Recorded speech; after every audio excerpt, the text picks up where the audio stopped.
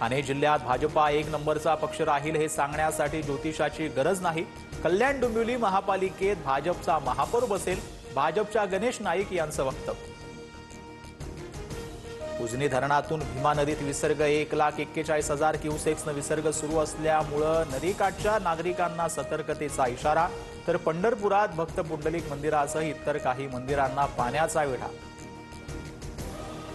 राज्य सरकारी कर्मचाऱ्यांचा ऑगस्ट महिन्याचा पगार 5 दिवस आधीच होणार. 1 सप्टेंबरऐवजी 26 ऑगस्टला पगार देण्यास राज्य सरकारची मंजुरी. गणेशोत्सवात आर्थिक कमतरता भासू नये म्हणून राज्य सरकारचा निर्णय. दिवाळी दैनंदिनी वापराच्या वस्तू स्वस्त होणार. जीएसटीच्या 5% आणि 18% स्लॅबला केंद्रीय मंत्रिमंडळाची मंजुरी. 12 आणि 28% स्लॅब रद्द होणार.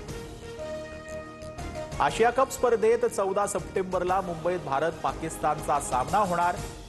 आंतरराष्ट्रीय स्पर्धांमध्ये भारतीय संघ सहभागी होणार. भारत पाक सामन्यावर बंदी घालणं योग्य नाही, भारतीय क्रीडा मंत्रालयाकडून स्पष्ट.